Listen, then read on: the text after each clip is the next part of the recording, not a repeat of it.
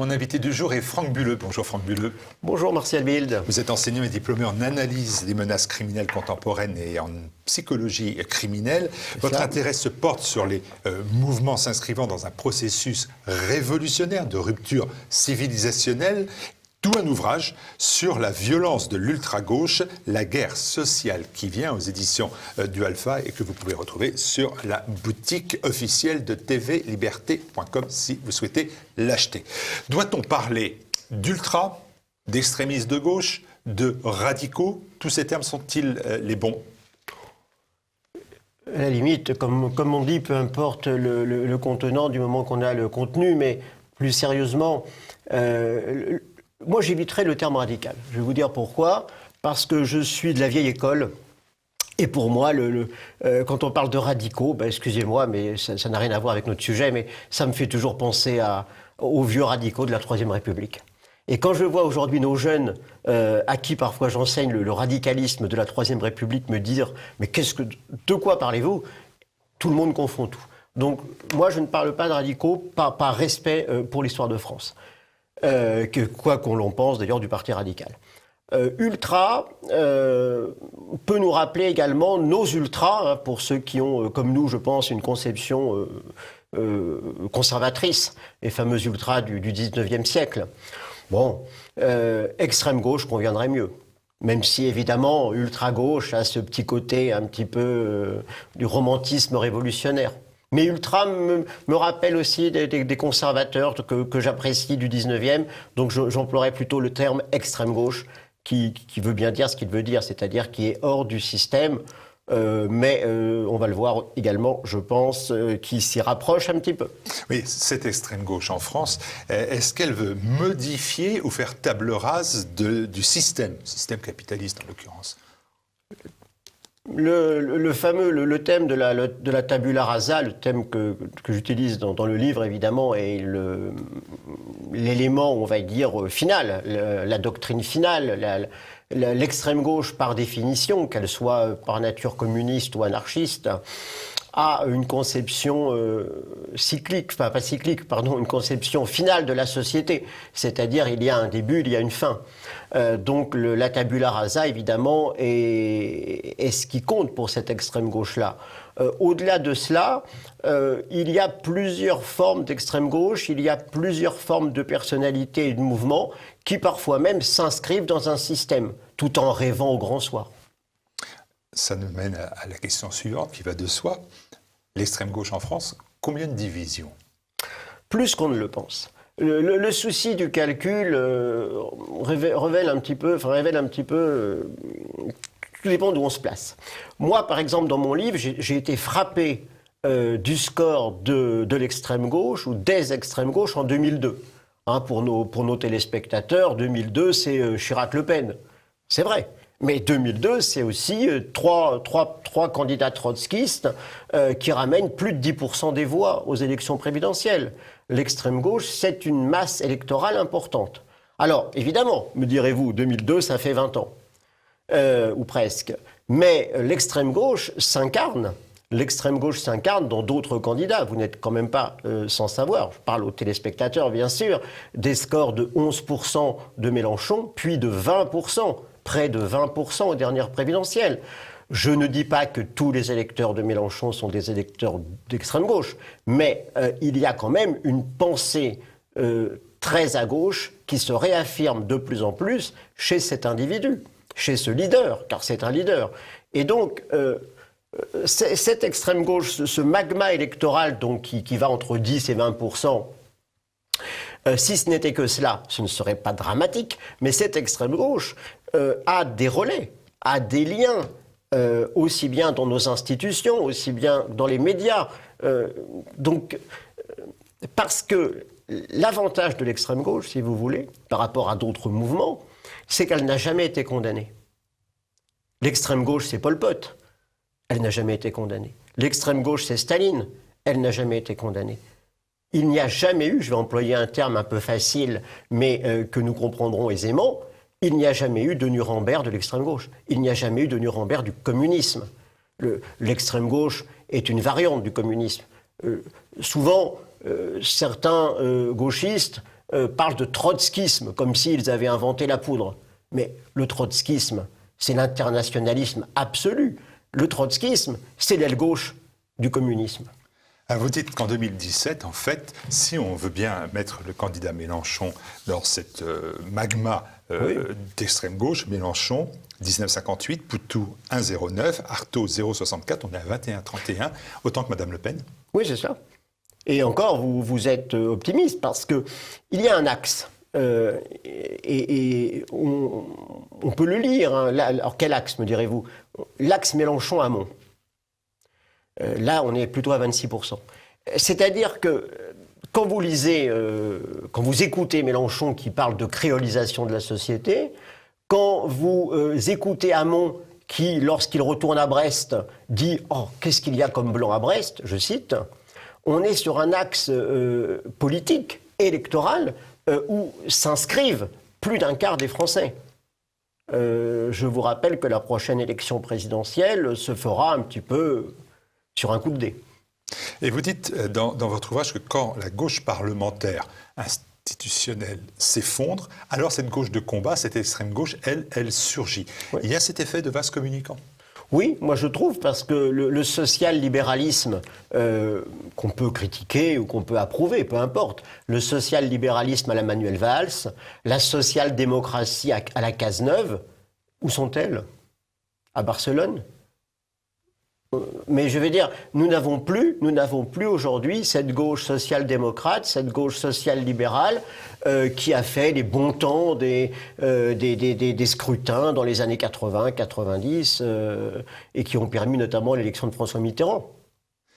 Il y a cette extrême gauche quasiment institutionnelle, tout au moins qui fonctionne comme les partis politiques, se présente aux élections, puis il y a toute une extrême gauche qu'on pourrait appeler extra-électorale. C'est souvent celle qu'on voit dans les manifestations. On pense au Black Bloc. Oui. Est-ce que déjà elle est elle aussi puissante et est-ce qu'elle a des liens avec cette extrême gauche électorale?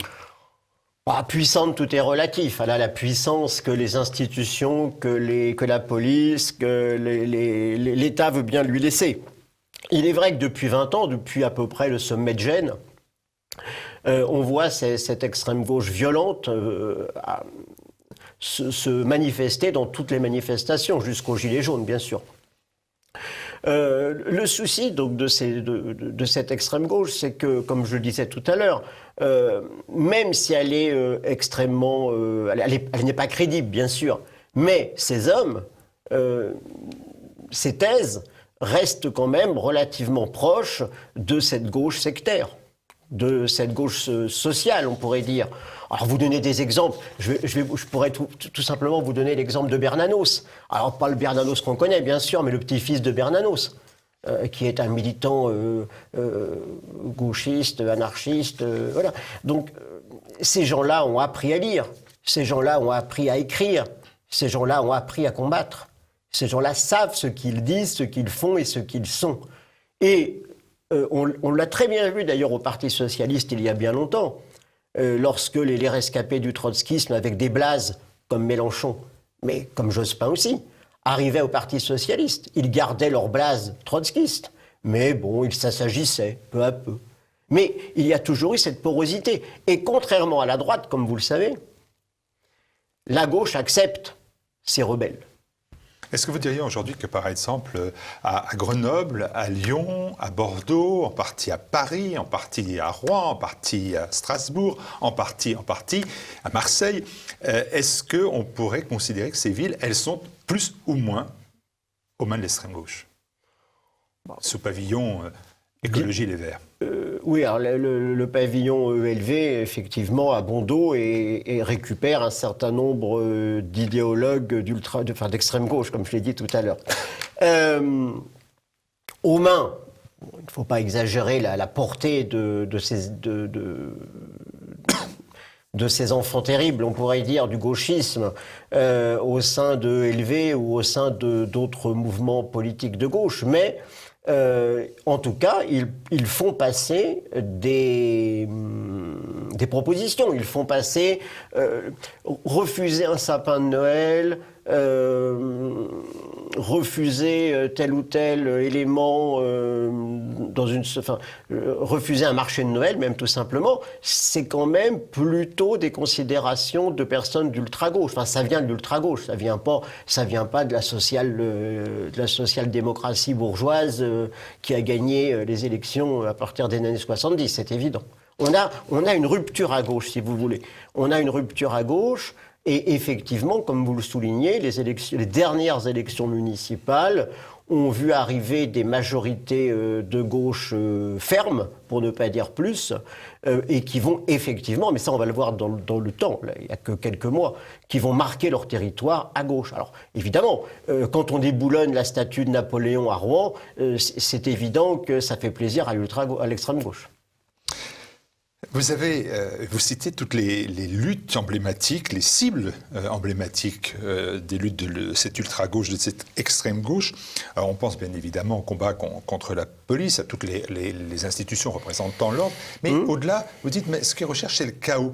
Et moi, je trouve au contraire que, même si c'est le chaos qu'ils recherchent, il y a quand même comme mot d'ordre que le combat idéologique doit se mener derrière toutes les causes bien réelles. Le pouvoir d'achat, les migrants, les féministes, la défense des petits animaux, etc. Ils occupent tout l'espace. Oui, c'est ça, oui. Alors, après, on peut appeler ça chaos, on peut appeler ça subversion. Hein, mon ami Feltin Tracol, qui a commis la préface, parle, lui, de subversion. Si vous voulez, le dynamisme de l'extrême-gauche, et ça, il faut lui reconnaître ce dynamisme. Mais pourquoi ? Justement, parce qu'elle est intégrée. Elle est intégrée dans la société. Ce dynamisme de l'extrême-gauche va de lutte en lutte, de cible en cible. En fait, à la limite, il n'y a même plus de cible. C'est-à-dire que dès que vous avez 3 personnes qui revendiquent quelque chose dans la rue, eh bien, l'extrême-gauche essaie de récupérer. On l'a vu avec les Gilets jaunes.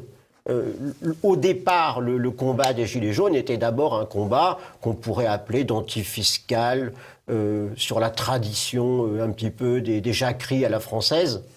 Peu à peu, on a vu le mouvement se transformer avec des banderoles, avec des tracts, avec des affiches, avec de l'organisation. L'extrême gauche est organisée. Les Gilets jaunes ne l'étaient pas. Donc, cela a été relativement facile de passer d'un combat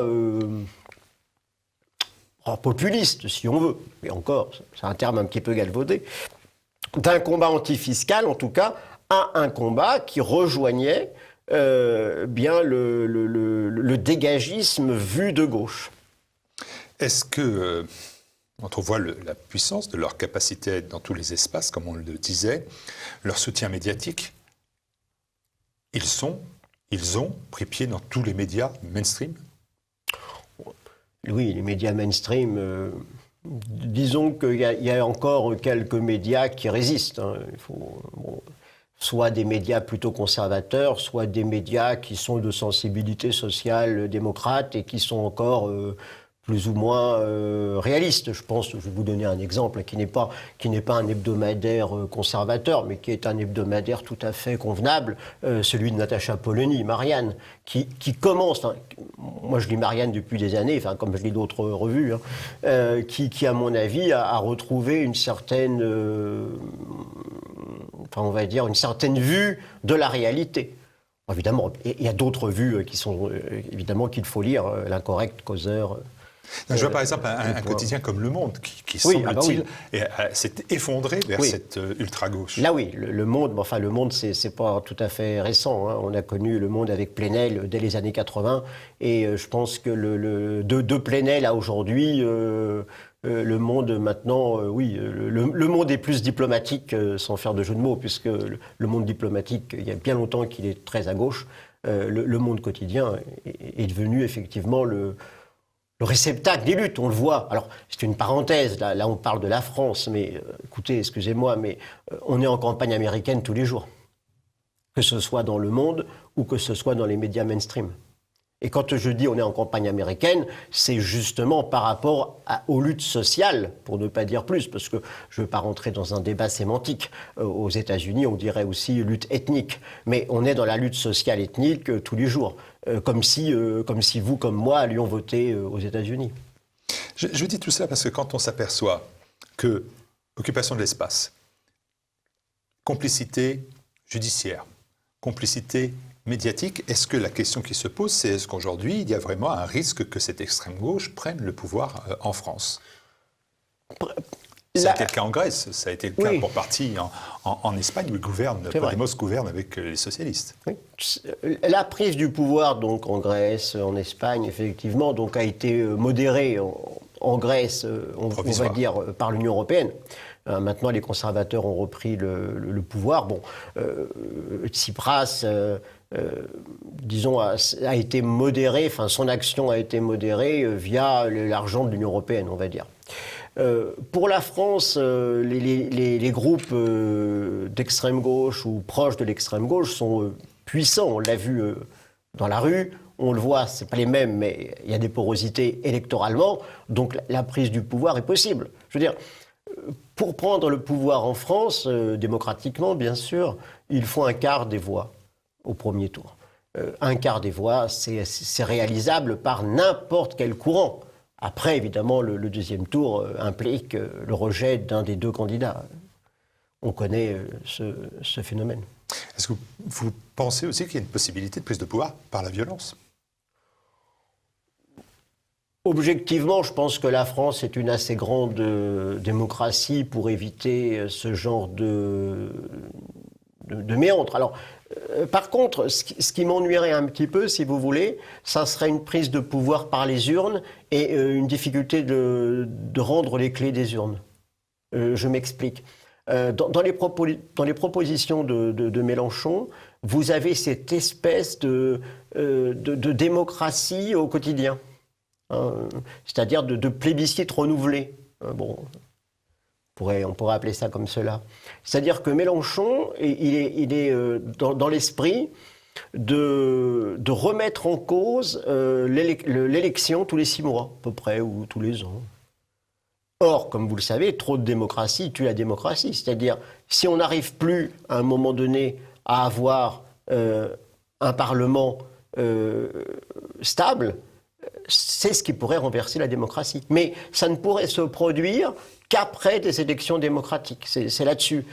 Moi, ce qui me fait peur, c'est un bien grand mot, mais ce que je craindrais par rapport à votre question, c'est plus un renversement des institutions démocratiques via une pseudo-6e République. Autre sujet dans l'ouvrage, il y en a plusieurs, mais traditionnellement, on sait que l'extrême gauche, elle combattait ce qu'on appelle l'arriération religieuse. Vous observez, vous, qu'il y a maintenant une cause commune des partisans de la guerre sociale avec l'islam, les islamo-gauchistes, qui rappellent la citation du terroriste Carlos au Soudan que vous citez. Je le cite aussi, l'islam et le marxisme-léninisme sont les deux écoles dans lesquelles j'ai prisé le meilleur de mes analyses, dit le terroriste Carlos. Les uns se nourrissent des autres. C'est compliqué. Alors ça, j'ai souhaité terminer dans le livre par ce thème, parce que c'est un thème évidemment actuel. Ce qui le rend compliqué, c'est qui nourrit l'autre et surtout qui peut en tirer avantage. Ça, c'est... Moi, je peux avancer des pistes, mais je me garderai bien de répondre. Je vous le dis vraiment objectivement.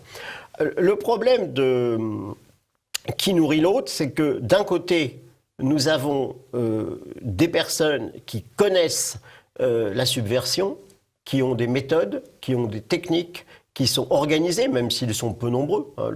Le léninisme, par définition, c'est une élite révolutionnaire.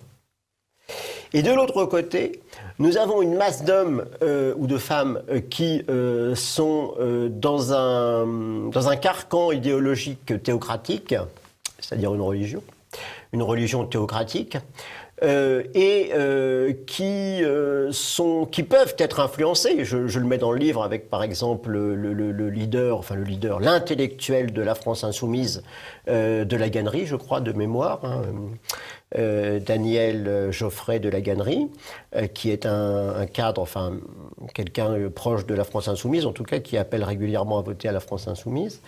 Et, qui appelle à la violence. Ouais, et qui influe énormément, qui influe la famille Traoré. Bon, mais je veux dire par là, c'est que là, nous sommes vraiment dans un contexte d'expectative.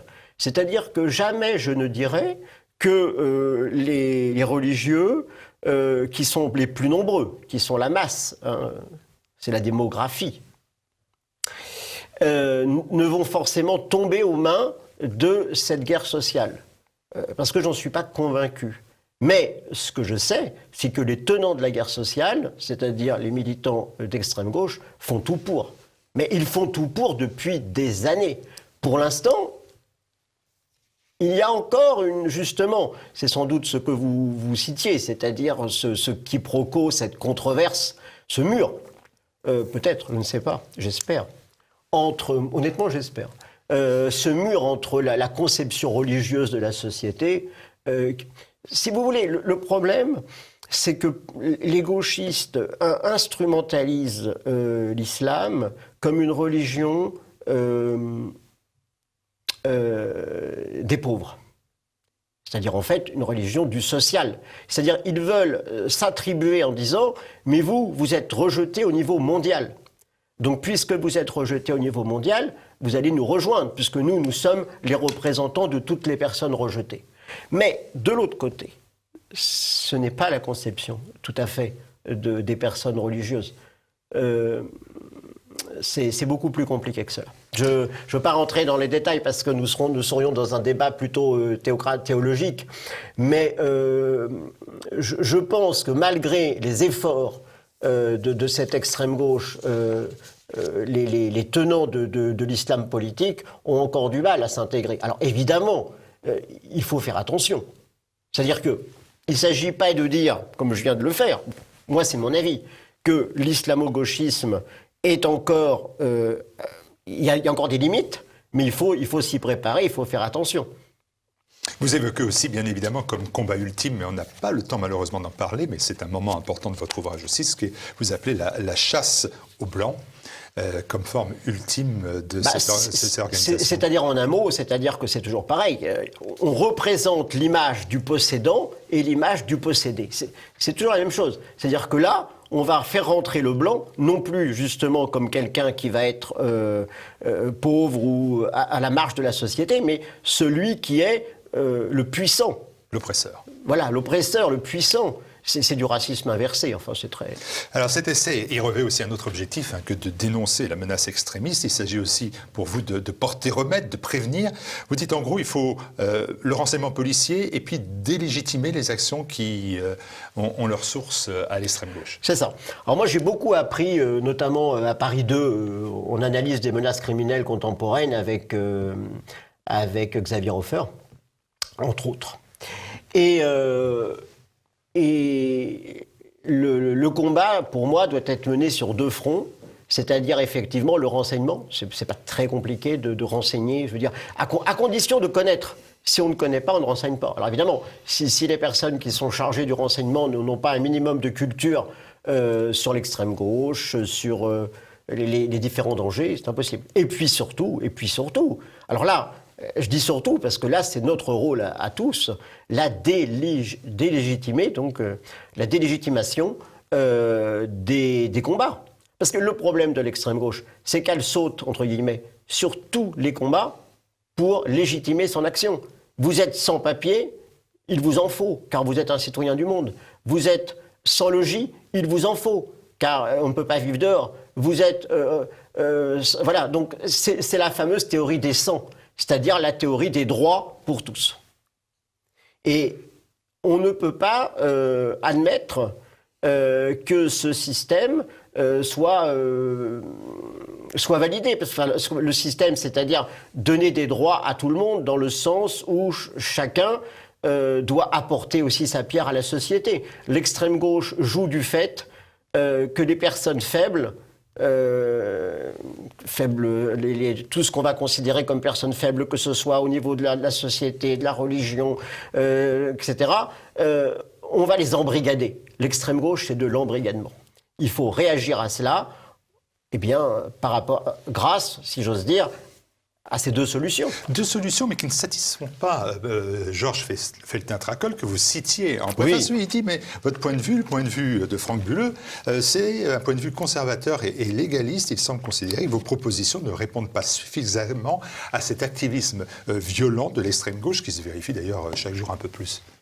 Oui, non, mais chacun, effectivement, peut avoir une idée différente.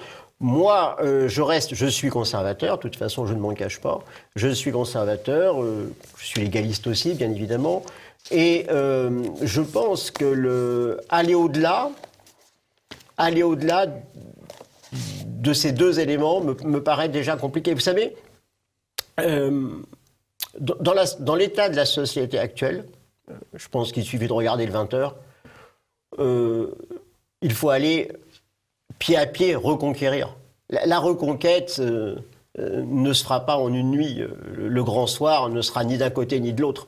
Je pense que la prise de conscience des personnes, l'évolution, le travail que nous faisons chacun dans notre coin au jour le jour, je ne pense pas que...